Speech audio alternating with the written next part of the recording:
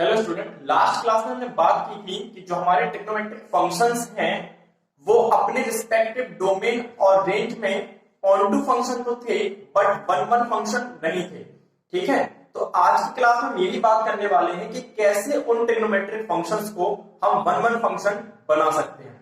लेकिन वो बताने से पहले मैं आपको आज बता रहा हूं inverse of a function, that means function के इनवर्स से मीनिंग क्या है। तो लास्ट क्लास में मैंने आपको ये बताया था, कंडीशन बताई थी इनवर्स फाइंड आउट करने के लिए कि यदि आप किसी फंक्शन का इनवर्स फाइंड आउट करना चाहते हैं तो उसका बाइजेक्टिव होना जरूरी है, दैट मींस उसका वन वन फंक्शन और ऑन टू फंक्शन होना जरूरी है। लेकिन आज की क्लास में आपको बता रहा हूं कि इनवर्स ऑफ अ फंक्शन से मीनिंग क्या होता है। तो देखिए जरा, if a function small f defined from set x to y such that fx is equals to y is bijective, then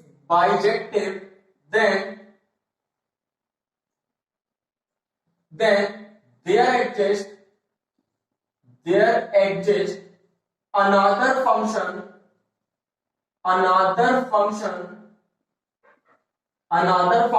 g defined from y to x such that gy is equals to of x, then this g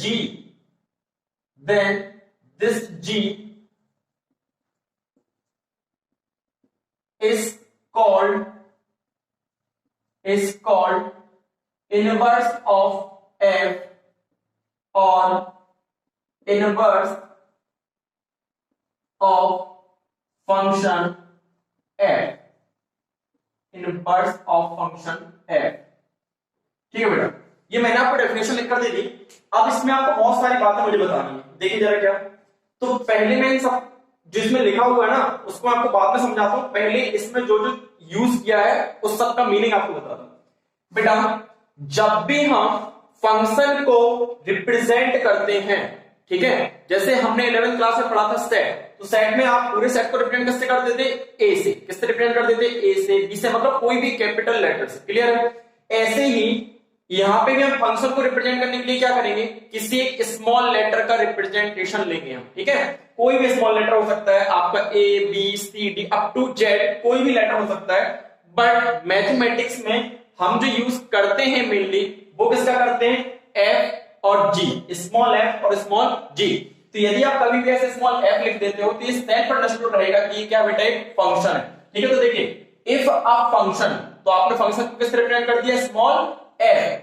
अब उसके बाद आप बताते हो कि ये function F है, इसको मैं कहां से कहां डिफाइन कर रहा हूं, दैट मींस किस सेट से किस सेट पर डिफाइन कर रहा हूं। तो आपने बोला बेटा x से y, और जब भी हम सेट को रिप्रेजेंट करते हैं तो 11th क्लास में हम सीख चुके हैं कि सेट को हमेशा कैपिटल लेटर से रिप्रेजेंट करते हैं। इसीलिए आप यहां पर क्या लिखेंगे बेटा? Capital letter. तो मैंने भी क्या लिखा है? Capital x।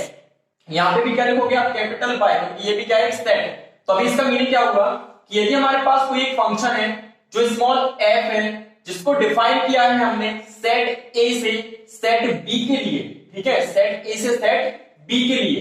क्लियर हो इतनी सी बात? और आपको ये पता है कि ये सेट ये है, ये ही क्या कहलाता बेटा? डोमेन। और ये जो सेट y है ये क्या कहलाता? हमारा रेंज। क्लियर है? अब हमें बताना पड़ता है, जैसे आपने कहा सेट को आपने ये से रिप्रेजेंट कर दिया, लेकिन सेट था क्या? ऐसे ही फंक्शन को आपने स्मॉल f से तो रिप्रेजेंट कर दिया, लेकिन फंक्शन है क्या? फंक्शन है क्या? जैसे कि sin x है, cos x है, tan x है, cot x है, क्या है फंक्शन? तो फिर आपको उसमें यहाँ पे लिखना पड़ेगा। तो आपने यहाँ पे लिखा हुआ है such that fx equals to y, मतलब हमारा फंक्शन क्या है? fx इक्वल्स टू y हमारा फंक्शन है। ये बात क्लियर है? ठीक है, तो आपका भी कितना समझ में आ गया कि फंक्शन को कभी भी हम रिप्रेजेंट करेंगे तो स्मॉल f से करेंगे, जिस सेट पर डिफाइन कर रहा हूं हम कैपिटल में लिखेंगे, फिर हम बताएंगे कि हमारा फंक्शन था क्या, तो वो आपने बता दिया। ठीक है, ऐसे ही सेम देखिए अपने आप ही फंक्शन को रिप्रेजेंट करने के लिए स्मॉल g का यूज किया है। किस सेट से किस सेट पर डिफाइन किया है? y से x पे डिफाइन किया है। फिर फंक्शन था क्या? तो आपने देखिए बताया हुआ, जैसे आपने बताया था fx, ऐसे यहाँ पे क्या है? gy is equals two of x। ठीक है, तो ये चीज आपको पता होनी चाहिए। क्लियर? अब करते जरा अपनी डेफिनेशन की बात। तो देखिए, अब इनवर्स ऑफ अ फंक्शन की डेफिनेशन क्या है? देखिए अभी if a function f defined from x to y, यदि कोई फंक्शन है f जिसको x से y के लिए डिफाइन किया है, such that fx equals to y, हमारा फंक्शन क्या था fx इक्वल्स टू y, यदि ये फंक्शन क्या है बेटा बाइजेक्टिव, मतलब क्या वन वन फंक्शन भी है और ऑन टू फंक्शन, ठीक है, वन वन फंक्शन भी है और ऑन टू फंक्शन, तब then there exist another function, तो फिर बेटा यहां पर क्या होगा, एक दूसरा फंक्शन एग्जिस्ट कर सकता है, ठीक है, तब जाकर यहां पर एक दूसरा फंक्शन एग्जिस्ट कर पाएगा जो कि क्या होगा g, जो कहां से कहां डिफाइन होगा, जो y से x पर डिफाइन होगा, जो कहां से कहां डिफाइन होगा y से x, ये कहां से डिफाइन होगा तो x से y, उल्टा हो जाएगा बेटा, यदि यहां पर y था तो यहां पर क्या आ जाएगा y, और यहां x था तो यहां पर मतलब जो भी x y था वो क्या हो जाएगा उल्टा y x, ठीक है, सच दैट यहां पे फंक्शन बताना पड़ेगा, फंक्शन यहां था fx इक्वल्स टू y, यहां क्या हो गया gy इक्वल्स टू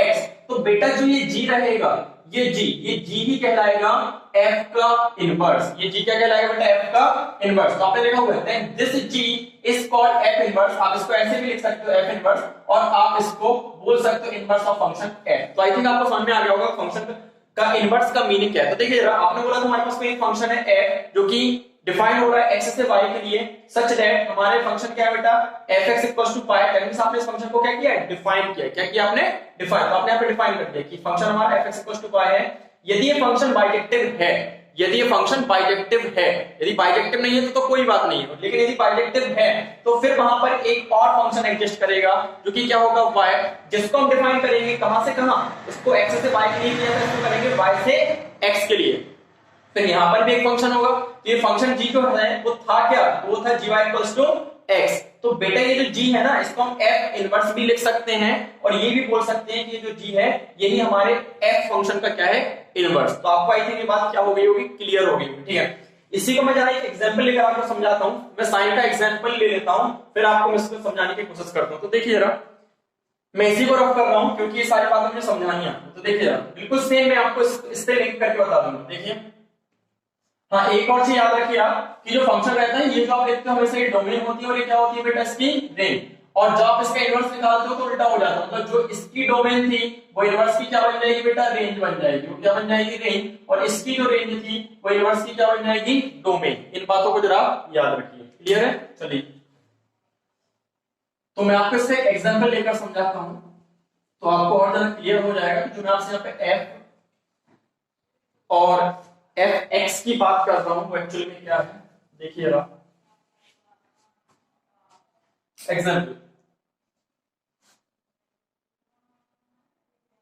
तो वहां पे हम फंक्शन को रिप्रेजेंट किससे कर रहे थे बेटा f से, क्योंकि हम एक जनरल फंक्शन की बात कर रहे थे, ठीक है, लेकिन अभी हमें फंक्शन पता है क्या साइन, तो आप यहाँ पे क्या लिख दोगे साइन, या हमारा फंक्शन मतलब f के लिए पे बेटा क्या आ गया साइन, वहां लिखा था सच दैट, यहाँ पे भी सच दैट लिख दोगे, आपने कहा इसको मैं डिफाइन करना चाहता हूं, तो जैसे उस जनरल फंक्शन के लिए हमने डोमेन क्या ली थी कैपिटल X और रेंज क्या ली थी y, बट साइन की डोमेन हमें पता है, साइन की डोमेन क्या होती है R, क्या capital R, that is set of real number, तो यहां पे आप बेटा क्या लिखोगे R, क्या लिखोगे आप R, और इसको हम कहां से कहां के लिए डिफाइन करेंगे, तो इसको हम डिफाइन करेंगे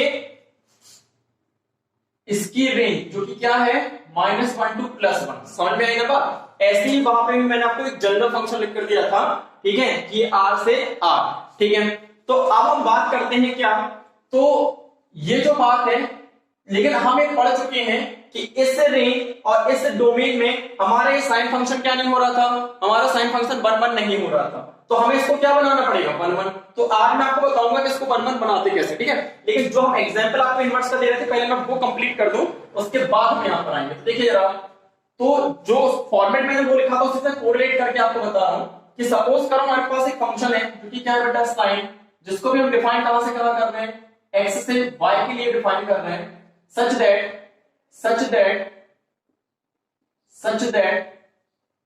वहां पे आपने लिखा था fx, यहां पे आप क्या लिखोगे बेटा sin x is equals to y is bijective, यदि ये फंक्शन क्या हो जाए बेटा बाइजेक्टिव हो जाए, then there exists another function,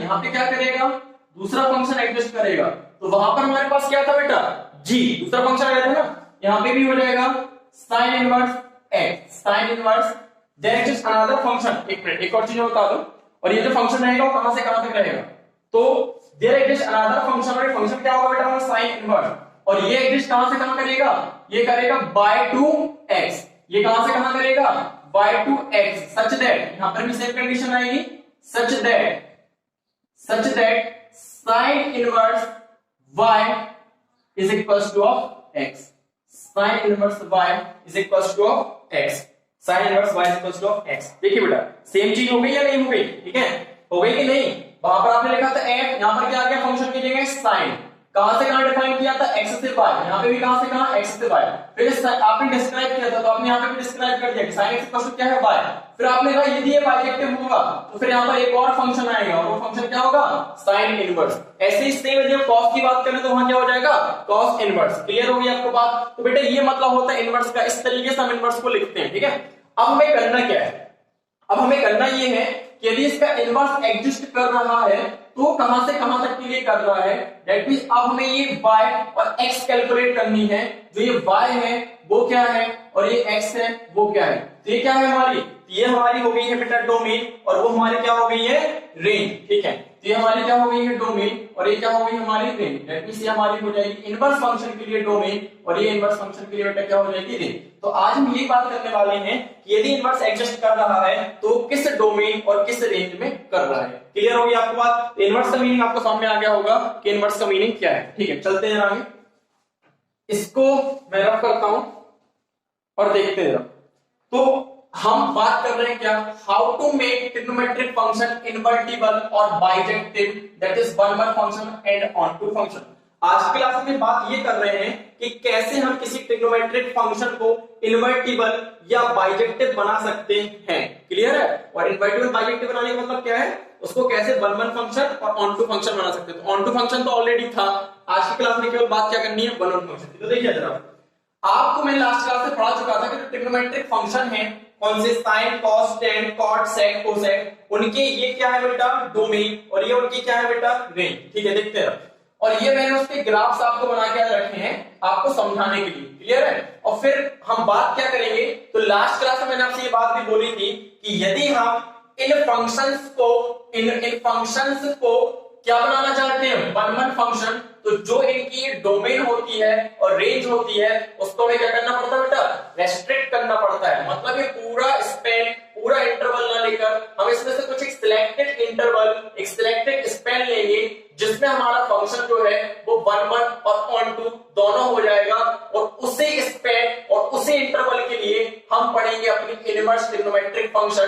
that means उसी स्पैन और इंटरवल में हम क्या निकाल पाएंगे, इनवर्स फाइंड आउट कर पाएंगे किनकी, इन ट्रिग्नोमेट्रिक फंक्शन के। तो आई थिंक आपको बात क्लियर हो गई होगी कि हम करने क्या वाले हैं, ठीक है। मैं बताता हूं कि हमें कैसे क्या करना है, ठीक है। तो पहले देख लीजिए आप जरा, ये हमारे ट्रिग्नोमेट्रिक फंक्शन, ये इनकी डोमेन और ये इनकी रेंज, ठीक है। ये मैंने बनाया इसका ग्राफ, ये जो मैंने ग्राफ बनाया है 11th क्लास में आप ऑलरेडी पढ़ चुके हो, फिर भी एक बार आप देखिए जरा। तो इसको बताने से पहले मैं आपको एक बात बता दूं कि जो ये ग्राफ होते हैं इन पे एक्स एक्सिस पर हम रिप्रेजेंट करते हैं किसको बेटा, डोमेन को मैंने यहां लिख कर रखा है, और वाई एक्सिस पे हम रिप्रेजेंट करते हैं इनकी रेंज को, वाई एक्सिस पे हम किसको रिप्रेजेंट करते हैं, इनकी रेंज को। अब जो आप ये ग्राफ तैयार करते हो तो यहां पर हमेशा क्या आता है बेटा, 0, फिर क्या आएगा π/2, फिर क्या आएगा पाई, फिर क्या आएगा 3π/2, फिर 2π, फिर 5π/2, ऐसे ही आता जाएगा। क्लियर है, दैट मींस 0 से स्टार्ट कर plus π/2, again plus π/2, again plus π/2, again plus π/2। Same condition negative sign में होगी, 0, फिर माइनस का π/2, फिर माइनस का पाई, माइनस का 3π/2, माइनस का 2π, माइनस का 5π/2। क्लियर है बात, ठीक है। देखते हैं, तो यहाँ पे मैंने क्या किया है, साइन का ग्राफ रेडी किया है, तो ये आपने इसके बना दिए कि कहां पर 0, कहां पर π/2, 3π/2, 2π। क्लियर होगी बात। अब साइन जो होता है उसका ग्राफ कैसे बनता है, उसका ग्राफ कुछ ऐसे ही बनता है, 0 से स्टार्ट होता है, ठीक है। तो ये आपने स्टार्ट कर दिया, फिर पाई पर उसकी वैल्यू 1 हो जाती है, फिर ये सॉरी π/2 पर उसकी वैल्यू 1 हो जाती है, पाई पर 0 हो जाती है, 3π/2 पर -1 हो जाती है, फिर ये 2π पर इसकी 0 हो जाती है। इस तरीके से इसका ग्राफ चलता रहेगा, ठीक है। तो ये इसकी जो भी डोमेन है उसमें इसी तरीके का ग्राफ क्या होगा, रहेगा। ये y एक्सिस क्या रिप्रेजेंट करता है, इसकी रेंज। तो हम देख रहे हैं कि इसकी रेंज कहां से कहां तक आ रही है, तो देखिए आप जरा बेटा, इसकी रेंज जो आ रही है +1 से, ठीक है। इसकी रेंज कहां से आ रही है बेटा, तो इसकी रेंज आपको क्लियर दिखाई दे रही होगी कि ये कहां से बिलोंग कर रही है, तो ये बिलोंग कर रही है आपकी +1 से लेके -1। कैसे पता चलता है रेंज का? तो हमें ये देखना पड़ता है कि हमारा ग्राफ कितने ऊपर तक जा रहा है, कहां पॉजिटिव साइड में, और कितने नीचे तक जा रहा है बेटा, कहां नेगेटिव साइड में। क्लियर है? इसी को हम इसकी क्या कहते हैं, रेंज। तो आप ये देख रहे हो कि पॉजिटिव में +1 के लिए जा रहा है और नेगेटिव में कहां जा रहा है, -1। ये क्या हो जाएगी इसकी रेंज। तो डोमेन इसकी क्या है, ऑल रियल नंबर, और रेंज इसकी क्या है, -1 से लेके +1। ठीक है, इस डोमेन रेंज में ये ट्रिग्नोमेट्रिक रेशियो, ट्रिग्नोमेट्रिक फंक्शन तो बन गया था, बट हाँ इसके साथ साथ ऑन टू फंक्शन ही बन गया था, बट क्या नहीं था, 1-1 फंक्शन। अब हम बनाते हैं इसको 1-1 फंक्शन कैसे बनाए। तो बेटा हम क्या करेंगे, हम ये करेंगे कि जो हमारे पास ट्रिग्नोमेट्रिक फंक्शन है ना, इसका जो ये डोमेन है ना, इस डोमेन के इंटरवल में से हम कुछ ऐसा इंटरवल ढूंढेंगे जहां पर हमारा फंक्शन 1-1 और ऑन टू हो जाए। ठीक है, देखिए यदि मैं इस पूरे को ना लेकर क्या करूं, इस इंटरवल को ले लूं। किस इंटरवल को? केवल बेटा इस इंटरवल, यहां से लेके यहां तक, यहां से लेके यहां, ये वाला। यदि मैं इस इंटरवल को कंसीडर कर लेता हूं, ठीक है, कहां से कहां तक, यहां से लेके, दैट मींस -π/2 से लेके +π/2 तक यदि मैं इंटरवल ले लेता हूं, तो फिर इस इंटरवल में हमारा फंक्शन ऑन टू तो था ही, क्या हो जाएगा, 1-1 हो जाएगा। कैसे हो जाएगा 1-1? तो देखिएगा, सपोज करो मैंने यहां पर ये इंटरवल ले लिया। कौन सा इंटरवल ले लिया? ये वाला, ये इंटरवल लिया। ठीक है, एग्जांपल के तौर पर बता रहा हूं। चलिए मैंने डार्क कर दिया, इसको छोड़ देते हैं। यदि मैंने यहां पर ये इंटरवल ले लिया, ठीक है, ये वाला इंटरवल लिया मैंने, ये इंटरवल मैंने लिया है, तो ये देखते हैं इंटरवल में फंक्शन 1-1 हो रहा है कि नहीं। खैर मैं आपको ऑलरेडी लास्ट क्लास में पढ़ा चुका हूं। तो यदि मैं पहले 1-1 की बात क्या होती है कि x की एक वैल्यू के लिए y की एक वैल्यू, x की दूसरी वैल्यू के लिए y की दूसरी वैल्यू, तब 1-1 होता है। ऐसा नहीं होना चाहिए कि x की इस वैल्यू के लिए भी y वही है और इस वैल्यू के लिए भी y वही है, तो फिर नहीं होगा, फिर वो क्या हो जाएगा, मिनिमम। लेकिन यदि हम यहां पे देखें तो देखो आप जरा, यदि मैं x की वैल्यू ये ले रहा हूं, ठीक है, ये ले रहा हूं, तो y की हमें यहां से मिलेगी, और यदि मैं x की ले लूं तब भी y की यहां से मिलेगी। मतलब दोनों की वैल्यू क्या मिल जाएगी, सेम मिल जाएगी। मिल जाएगी कि नहीं? दैट मींस क्या है, इस x की वैल्यू के लिए सपोज करो हमारा x1 हो गया और हमारा x2 हो गया, y की वैल्यू क्या मिल रही है, सेम। क्योंकि y की वैल्यू कहां से मिलेगी, इसकी जो आपके पास एक पैरेलल लाइन बन रही है ना, इसके सामने आप यहां आ जाओगे, यहां आ जाओगे, यहां देखोगे आपको वैल्यू क्या मिल रही है। तो जो भी वैल्यू आपको मिल रही होगी वही सेम वैल्यू हमारी किस पर होगी, x1 पर होगी, और वही सेम वैल्यू हमारी किस पर होगी बेटा, x2 पर होगी। इसका मीनिंग क्या है कि x1 के लिए भी सेम वैल्यू, y1 के लिए मतलब क्या होगा, मैनी के लिए 1 वैल्यू। तो ये अभी क्या हो रहा है, मैनी 1 फंक्शन हो रहा है। लेकिन हमें तो क्या चाहिए, हमें चाहिए बेटा 1-1 फंक्शन, मतलब इसमें 1-1 फंक्शन नहीं होना। लेकिन आप देखो आप, ठीक है, इसको हटा दे रहा हूं, आपको क्लियर समझ में। यदि मैंने ये स्पेन ले लिया, ये वाला स्पेन लिया, इस स्पेन में देखो आप, x की कोई भी वैल्यू लो, आपको एक यूनिक वैल्यू मिलेगी y की। यदि मैंने x की वैल्यू ली ये, तो फिर y की वैल्यू, यदि मैंने x की वैल्यू ली है तो ये क्या हो जाएगी बेटा, आपकी y की वैल्यू। समझना पार्ट, यदि मैंने x की वैल्यू ये वाली ली है तो इसके करस्पॉन्डिंग y, यदि मैंने यहां पर x की वैल्यू ली तो उसके करस्पॉन्डिंग y, यदि मैंने यहां ले ली तो इसके करस्पॉन्डिंग, यहां ले ली तो इसके करस्पॉन्डिंग में क्या होगा, y मिल जाएगा। यहां ले ली तो इसके करस्पॉन्डिंग y, यहां ले ली तो इसके करस्पॉन्डिंग, मतलब हर एक x की डिफरेंट वैल्यू के लिए हमें y की भी क्या मिल रही है, डिफरेंट वैल्यू। मतलब 1 वैल्यू के लिए 1 वैल्यू, 1 वैल्यू के लिए 1 वैल्यू। ठीक है, तो इसका मतलब क्या हुआ, एक 1-1 फंक्शन को क्या कर रहा है, सेटिस्फाई। तो मतलब हमें क्या समझ में आ गया कि हम ना इससे इस साइड का इंटरवल लें और ना ही इससे इस साइड का इंटरवल लें, केवल इस इंटरवल को ले लें। तो इस इंटरवल में हमारा फंक्शन क्या हो रहा है, 1-1 फंक्शन हो रहा है, ऑन टू फंक्शन भी हो रहा है। ठीक है, क्लियर है। तो मतलब हमें ये पता चल गया कि हम इसको यहां से यहां तक रेस्ट्रिक्ट कर दें तो हमारी जो कंडीशन है इनवर्स की कि फंक्शन को 1-1 भी होना चाहिए और ऑन टू भी होना चाहिए, वो क्या हो जाती है बेटा, सेटिस्फाई। ठीक है, तो हम यहां से यहां तक के लिए क्या पढ़ सकते हैं, अपनी इनवर्स ट्रिग्नोमेट्री पढ़ सकते हैं। मैंने यहां पर बना करके दिया आपको इनवर्स का ग्राफ, कि इनवर्स का ग्राफ यदि यहां बनाना है साइन इनवर्स का, तो कहां से कहां तक के लिए होगा, वो केवल -π/2 से लेकर +π/2 तक के लिए होगा। ठीक है, तो अभी अब तक आपके पास समझ में आ गई जो हमारे पास टोटल स्पेन था या जो टोटल डोमेन था उसका कुछ एक पार्ट हम ऐसा सिलेक्ट कर ले जिसमें हमारा फंक्शन 1-1 और ऑन टू दोनों हो रहा है, तो उस स्पेन में हम उसको क्या कह सकते हैं, ये बाइजेक्टिव है, और उस स्पेन के लिए हम उसका क्या पढ़ सकते हैं, इनवर्स। ठीक है, इतनी बात होगी। तो यदि हम साइन की बात कर रहे हैं तो हमने इस स्पेन को लिया। अब मैं एक बात बताऊं, एक बार बच्चे ने मुझसे पूछा कि सर जैसे हम इस स्पेन को ले रहे हैं, ठीक है, अभी मैंने क्या लिया, मैंने यहाँ पे लिया है -π/2 से लेकर +π/2, ये दिख रहा है आपको, मैंने कहां से कहां लिया बेटा, ये लिया है। ठीक है, ये लिया है, ये लिया है। ठीक है, ये स्पेन लिया। क्लियर, ध्यान से समझ लेना जरा, एकदम क्लियर सारी बात मैं आपको बताऊंगा। तो आपने ये स्पेन लिया, यहाँ पर क्या होगा, +1 और ये क्या बेटा, आपको -1। 1, ठीक है। तो इस स्पैन को लिए, इस स्पैन में कोई भी वैल्यू, यहां पर आप लेते हो x की वैल्यू, ये क्या बेटा x, जैसे आप कोऑर्डिनेट ज्योमेट्री पढ़ते थे ना, और ये क्या है y। तो यदि आप x की यहां पर एक वैल्यू ले रहे हो तो आपको y की क्या होगी, यहां पे भी एक वैल्यू मिलेगी। ऐसे यहां ले रहे हो तो यहां मिल जाएगी, यहां ले रहे हो तो यहां मिल जाएगी, यहां ले रहे हो तो यहां। तो इस स्पैन के लिए हर x के लिए एक अलग वैल्यू मिलेगी, मतलब y के लिए अलग वैल्यू मिलेगी, ठीक है। अब एक बच्चे ने मुझसे पूछा कि सर यदि आप इस स्पैन की बात कर रहे हो, यदि मैं इस स्पैन को ले लूं तो क्या प्रॉब्लम है, यदि मैं इस स्पैन को ले लूं तो इसमें भी तो सेम कंडीशन होगी बेटा, समझिए थोड़ा सा, ठीक है। यदि उसने बोला कि सर हम इस स्पैन को ले लें, जैसे आप इस स्पैन को ले रहे हो, इस पे भी तो सेम कंडीशन होगी कि यदि हम यहां पर x की वैल्यू ले रहे हैं तो यहां पर y की अलग मिलेगी, यहां के लिए अलग मिलेगी, यहां के लिए अलग मिलेगी, यहां के लिए अलग, सेम यहां के लिए अलग, यहां के लिए अलग, यहां के लिए अलग। तो इस पूरे स्पैन में ऑन टू फंक्शन तो था, वन वन फंक्शन भी हो रहा है, तो हम इस स्पैन को क्यों नहीं ले रहे? बिल्कुल सही कहा ऑप्शन, ले सकते हैं हम यहां से लेके यहां तक ये स्पैन ले सकते हैं, ठीक है।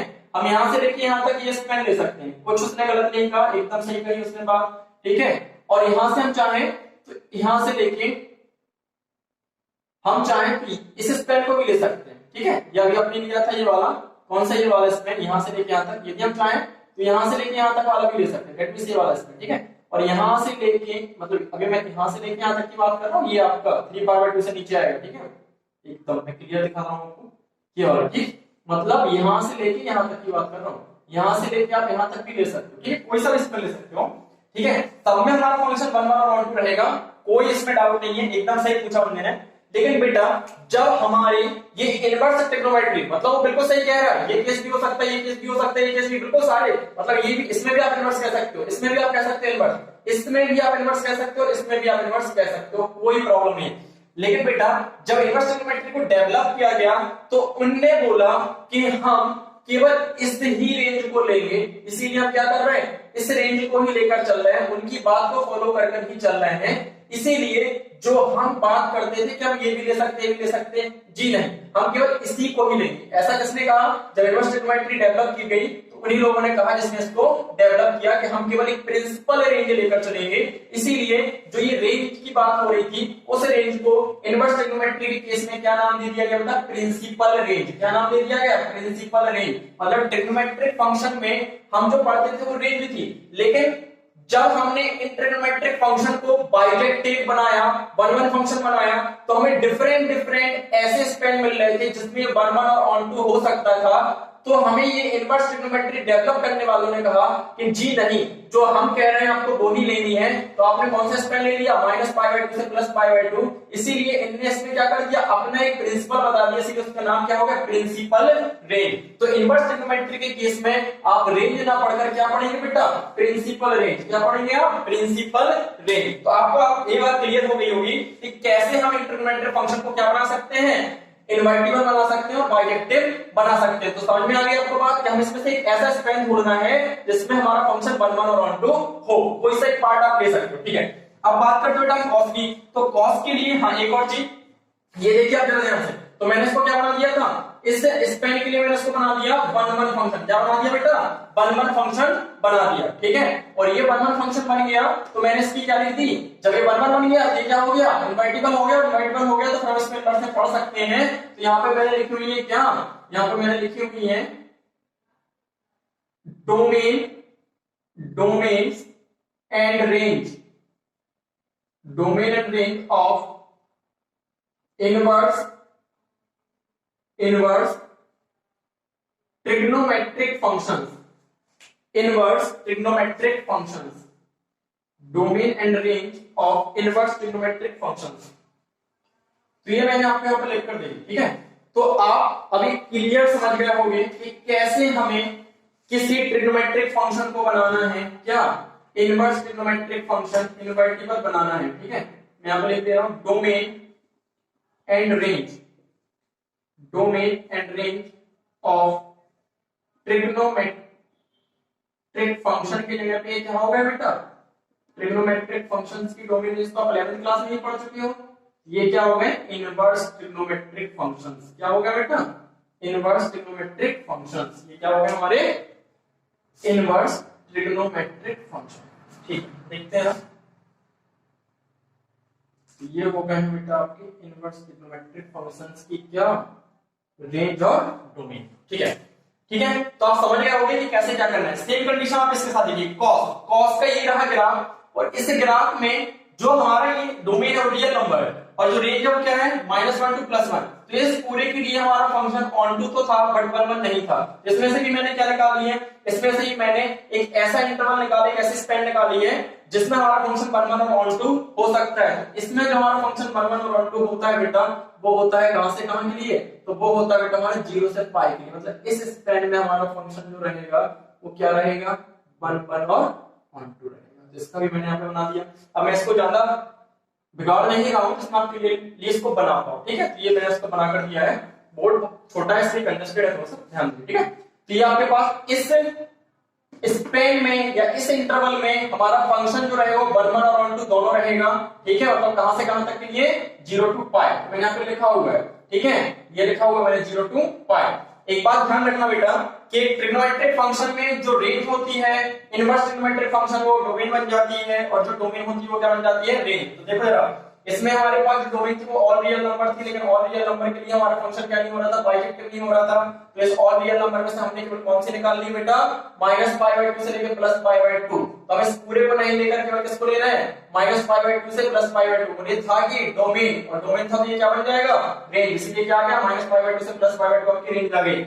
इसमें जो आपकी रेंज थी वो क्या थी, -1 से लेके +1। तो आप ये देख लीजिए, ये फॉलो हो रही है, आपने यहां से यहां तक लिया है ना, तो -1 से +1, तो ये सेम है, लेकिन ये क्या थी, रेंज। तो ये क्या बन गई है, डोमेन। सेम कंडीशन हमारे बेटा कॉस के साथ रहेगी। कॉस में भी हमारी जो डोमेन थी वो ऑल रियल नंबर थी, लेकिन उसके लिए हमारा फंक्शन क्या नहीं हो रहा था, बाइजेक्टिव नहीं हो रहा था। इसलिए उसमें से भी हमने क्या कर लिया, इस पार्ट को कर लिया है बेटा रेस्ट्रिक्ट, और इस स्पैन को रेस्ट्रिक्ट ही क्यों किया है, हम चाहते तो इस स्पैन को भी कर सकते थे, इस स्पैन को भी कर सकते थे, लेकिन ऐसा हमें किसने कहा, इनवर्स ट्रिग्नोमेट्री डेवलप करने वालों ने कहा कि आप इसको ही लीजिए। इसीलिए हमने इसी को लिया है प्रिंसिपल रेंज में, इसको इसमें प्रिंसिपल रेंज में। तो ये जो आपका रियल नंबर था इसमें हमने इस पार्ट को लिया है, और ये क्या था, डोमेन। इसलिए यहाँ क्या बन गई, ये बन गई हमारी रेंज। और इसकी रेंज क्या थी, -1 से +1, तो उसको हमने कोई रेस्ट्रिक्ट नहीं किया है। आप देख सकते हो कि यहाँ पर हमारे पास इसके पास ये क्या आएगा, -1 आएगा, और ये क्या है हमारा, ये है हमारा +1। तो -1 से +1 के बीच में ही है, इसीलिए आपकी डिग्री क्या थी, रेंज। ये क्या बन गई यहाँ पर जाकर, डोमेन। क्लियर है। सेम कंडीशन हमने 10 के साथ भी की है। 10 जो था उसकी जो डोमेन थी वो क्या थी, all real number except that value in which cos x becomes 0। तो उसको आपने हटा दिया है, ठीक है।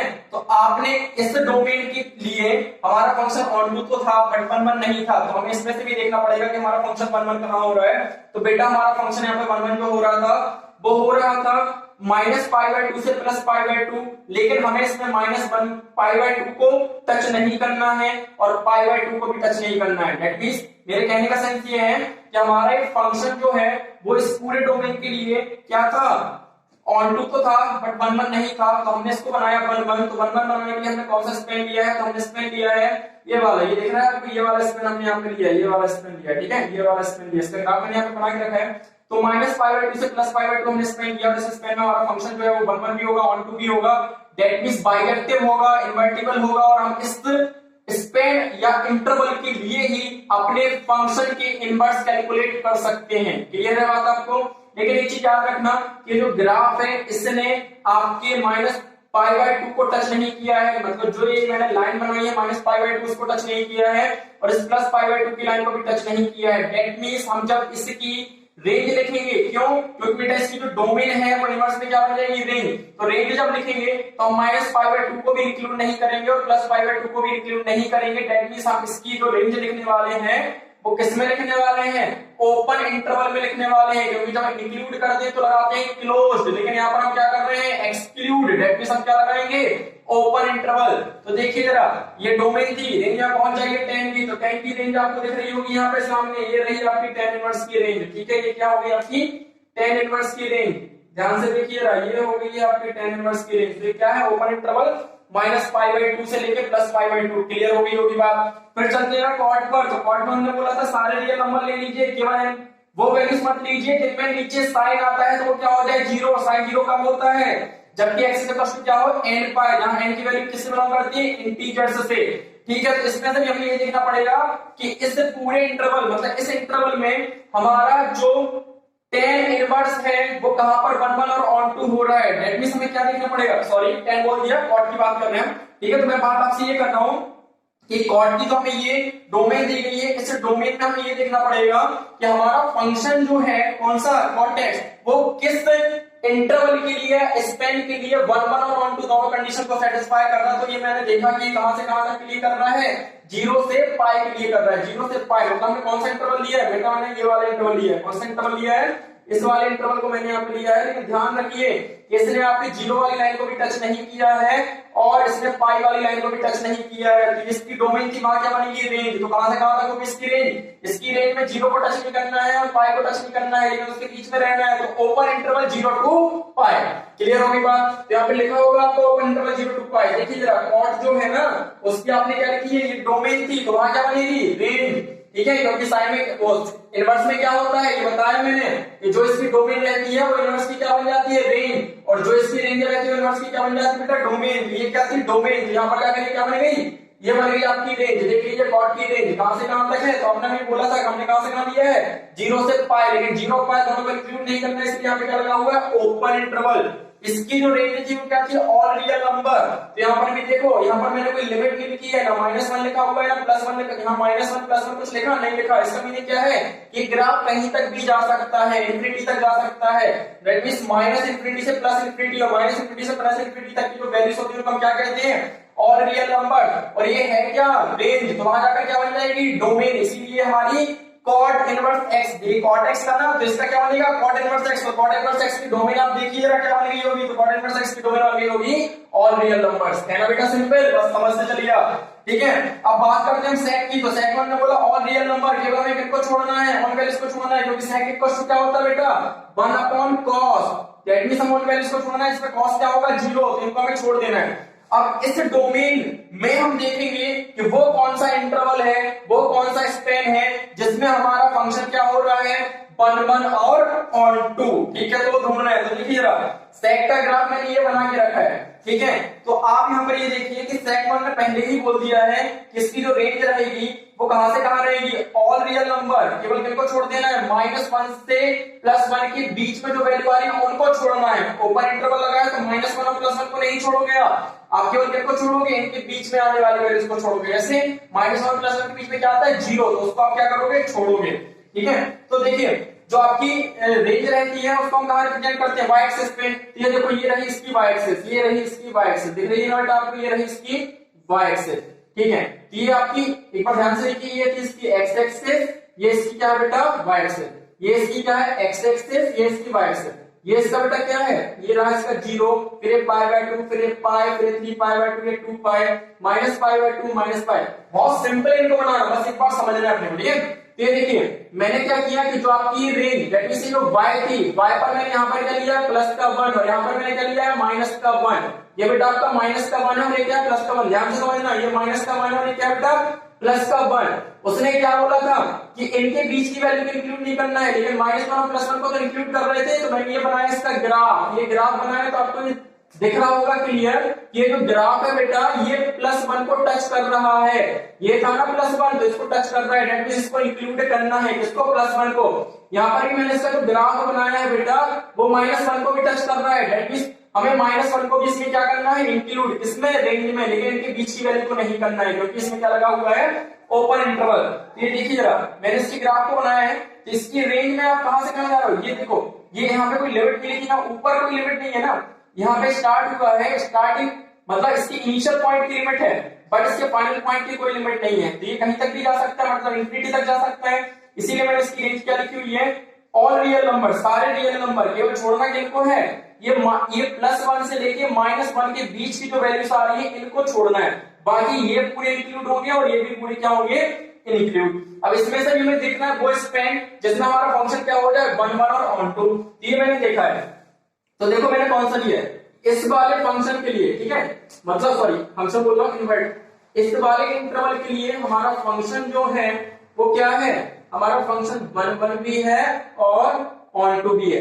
आप कोई सी वैल्यू रखो, आपने कहा कि सर मैंने यहाँ पे x की वैल्यू रखी, यदि मैं यहाँ पे x की वैल्यू रख रहा हूं तो उसके करस्पॉन्डिंग मुझे y की मिलेगी। यहाँ पे रखोगे आप तो इसके करस्पॉन्डिंग में y की मिलेगी। देखो ध्यान से देखना, यहाँ पे रखा तो यहाँ पे क्या मिल जाएगा 1। जैसे मैंने x की वैल्यू 0 रखी तो y की वैल्यू क्या मिलेगी 1। मैंने x की वैल्यू यहाँ पे रखी सपोज 0.1 तो यहाँ पर उसकी ऊपर उठेगा ना ग्राफ, तो इसमें मान लो 1.1। यहाँ पे मैंने रखी क्या 0.5 तो यहाँ पे क्या हो जाएगा 1.5। मतलब हमेशा अलग अलग वैल्यू मिल रही है, तो ये लिया है मैंने इसका स्पैन। ठीक है, मतलब इस स्पैन के लिए हमारा फंक्शन जो होगा वो क्या हो जाएगा 1 1 और ऑन 2। तो ठीक है, आपने कहा था ये क्या थी इसकी, ये थी इसकी डोमेन, वहां जाकर क्या बनेगी, वहां जाकर बनेगी रेंज। लेकिन हमने इसकी डोमेन को कहां से कहां तक रेस्ट्रिक्ट किया है, तो हमने इसकी डोमेन को रेस्ट्रिक्ट किया है 0 से पाई के लिए। लेकिन उसमें से क्या इंक्लूड नहीं करना है, तो हमें इंक्लूड नहीं करना है उसमें से इसको, टच नहीं किया है ना π/2 को, तो π/2 को हमें क्या नहीं करना है इंक्लूड। यदि इसको टच कर लेते तो इंक्लूड होता, लेकिन इसको टच नहीं किया इसलिए क्या नहीं होगा इंक्लूड। ये क्या थी डोमेन, ये क्या बन गई होगी रेंज। तो आपने यहाँ पे रेंज लिखी है सेक, ये क्या लिखी है आपने यहाँ पे सेक की रेंज लिखी है 0 से पाई, मतलब 0 से पाई तो हम कर रहे हैं लेकिन π/2 को हम इंक्लूड नहीं कर रहे हैं, इसलिए आपने यहाँ पे माइनस लगा दिया। प्लस माइनस का मतलब क्या होता है कि इस सेट में से हम इस वैल्यू को क्या कर रहे हैं सब्ट्रैक्ट। जैसे 10 में से आप 2 को सब्ट्रैक्ट करते हो क्या लिखते हो 10 - 2, ठीक है, फिर क्या आता है 8। ऐसे इस सेट में से हम इसको क्या कर रहे हैं बेटा सब्ट्रैक्ट, इसलिए हम यहाँ पे क्या लगाते हैं माइनस। आपको क्लियर दिखा होगा कि हमने जो स्पैन लिया है हमारे फंक्शन को 1 1 और ऑन 2 बनाने के लिए वो 0 से पाई लिया है, लेकिन हमारा जो ग्राफ गया है इस ग्राफ ने π/2 को टच नहीं किया है, इसीलिए हम उसको क्या कर रहे हैं एक्सक्लूड। ठीक है, अब चलते हैं जरा इसकी क्या इसकी रेंज पे। तो इसकी रेंज क्या थी ऑल रियल नंबर केवल यहां से यहां तक में इसको क्या करना था छोड़ना था, लेकिन हमारी रेंज क्या होगी तो हमें देखना है कि 0 से स्टार्ट हुआ है और कहीं तक भी जा सकता है। ये देखिए यहाँ पर ये कहां से स्टार्ट हुआ है, ये भी हमारे पास यहां से स्टार्ट हुआ 0 से, ये भी कहीं तक जा सकता है। तो हम इसकी जो इसकी मतलब ये इसकी जो रेंज थी इसी के साथ हमने ग्राफ बनाया था, इसकी जो रेंज रहेगी वहां पर हमारी क्या बन जाएगी डोमेन। ये क्या आ गई हमारी बेटा डोमेन। सेम कंडीशन हमारी किसके साथ होगी cos x के साथ होगी। ये सारी क्लास थी आपकी आज की, जो आपको समझ में आ गई होगी कि कैसे हमने हमारे ट्रिग्नोमेट्रिक फंक्शन की डोमेन और रेंज को रेस्ट्रिक्ट कर क्या बना दिया है इनवर्स ट्रिग्नोमेट्रिक फंक्शन बना दिया है, और उनकी क्या होगी डोमेन और क्या होगी उनकी रेंज। क्लियर है, तो आज की क्लास में क्लियर हो गया कि इनवर्स ऑफ अ फंक्शन से मीनिंग क्या है, कैसे उसको लिखते हैं हम, कैसे हम ट्रिग्नोमेट्रिक फंक्शन की डोमेन को रेस्ट्रिक्ट कर इनवर्स ट्रिग्नोमेट्रिक फंक्शन बना सकते हैं, और उनकी डोमेन और रेंज क्या होती है।